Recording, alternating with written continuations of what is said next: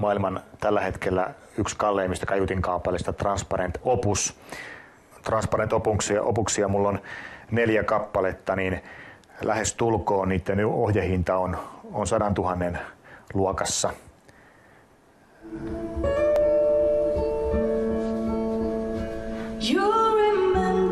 Täällä on pieni piiri.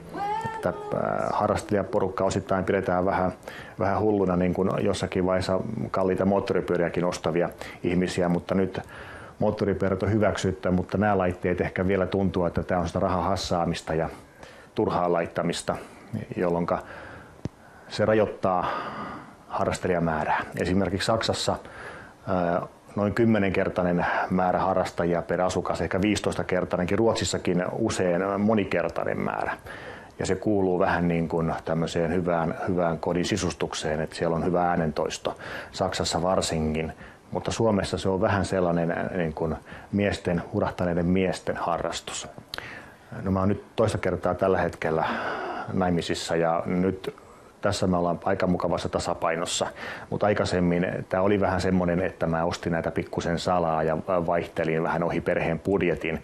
Ja tästä meillä oli todella paljon kädenvääntöä. Muun muassa tämä rakennus, tämän kuunteluhuoneen tekeminen oli sellainen, jossa meillä sitten loppujen lopuksi meni avioliitto loppu siihen. Pankista on saanut hyvin lainaa ja töitä on tehty vuorottain. Tämän vuoden alussa rupesin myöskin välittämään näitä laitteita.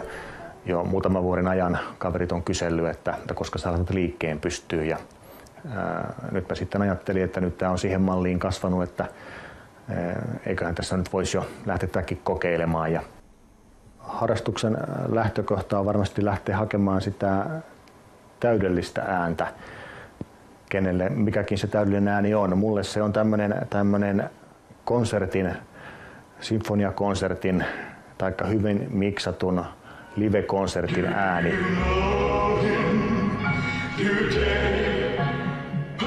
Kuuntelin Elviksen live-levyä ja olin töistä väsynyt ja nukahdin sitten ennen viimeistä biisiä ja kun levyllä alettiin taputtaa, niin minä taputin kanssa ja havahduin ja katsoin, että näkikö kukaan, että mies tuossa hourii mennessään, mutta totesin, että tämähän on sitä parasta ääntä silloin kun voi kotonaan olla Elviksen konsertissa. Mun mielestä se on silloin hipoo täydellisyyttä.